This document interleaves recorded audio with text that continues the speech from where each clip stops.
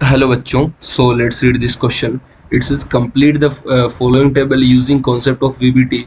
First of all, in this first column, we have to given that complex name, that is coordination number 4, Z and Cn ka whole for 2 minus, and in second option given that geometry of the complex, and then we have to tell the hybridization and number of unpaired electron in fourth column, and in fifth column given that magnetic moment.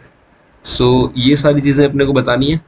So first of all हम लोग यहाँ पे fundamental concept के बारे में बात करते हैं. यहाँ पे जो की कॉन्सेप्ट यहाँ पे यूज़ होंगे इस क्वेश्चन में, उनके बारे में थोड़ा डिस्कशन कर लेते हैं. सो की concept of this question is, so first of all देखो यहाँ पे हमें ज्योमेट्री भी बतानी है, हाइब्रिडाइजेशन भी बतानी है, नंबर ऑफ अनपेयर्ड इलेक्ट्रॉन भी बताने हैं, मैग्नेटिक मोमेंट भी बताना है. सो ये सारी चीज़ें बताने के लिए हमें सिर्फ एक ही फंडामेंटल चीज़ की पता लगाना है. वो है इसका ऑक्सीडेशन स्टेट निकालो पहले तो मेटल की, और उसके बाद में मेटल का यहाँ पे इलेक्ट्रॉनिक कॉन्फ़िगरेशन लिखो.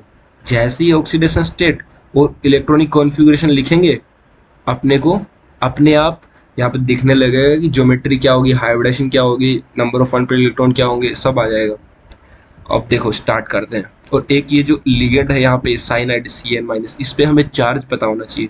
जो साइनाइड लिगेंड होता है वो होता है इस पे -1 चार्ज रहता है, और इसको बोलते हैं जब लिगेंड की तरह बिहेव करता है तो इसको बोलते हैं साइनाइडो. साइनाइडो साइनाइडो लिगेंड. तो ये एक लिगेंड है. अब देखो हम लोग सबसे पहले इसका ऑक्सीडेशन स्टेट निकाल देते हैं. तो लेट अस सपोज इसका ऑक्सीडेशन स्टेट X है. अब 4 साइनाइड है तो एक पे -1 चार्ज होता है, 4 पे -4 चार्ज हो जाएगा. इज इक्वल टू कॉम्प्लेक्स पे चार्ज देखो -2 है तो इक्वल टू -2 कर दिया. तो X की वैल्यू यहाँ से कितनी आ जाएगी, +2 आ जाएगा. तो ये उसकी ऑक्सीडेशन स्टेट आ गई. अब ऑक्सीडेशन स्टेट हमने निकाल लिया. अब इलेक्ट्रॉनिक कॉन्फ़िगरेशन लिखनी है.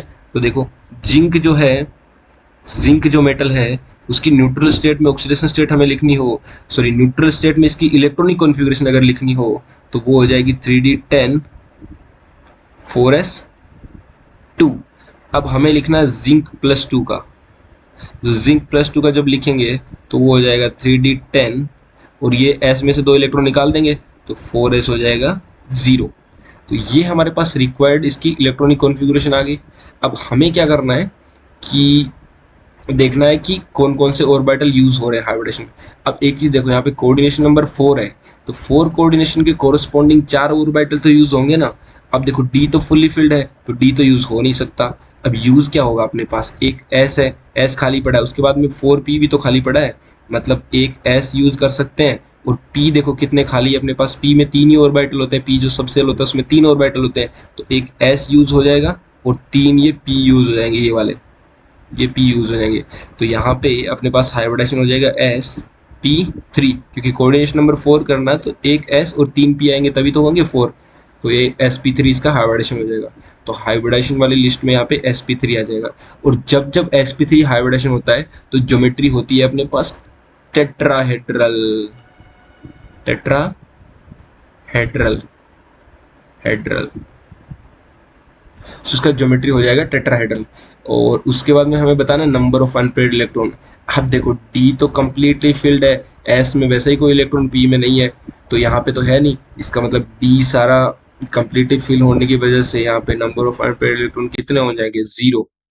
अब अगर नंबर ऑफ अनपेयर्ड इलेक्ट्रॉन 0 है तो मैग्नेटिक मोमेंट कहाँ से आ जाएगा, क्योंकि मैग्नेटिक मोमेंट क्या होता है, मैग्नेटिक मोमेंट का फॉर्मूला जो होता है mu is equal to n+2 under over the root all Bohr magneton.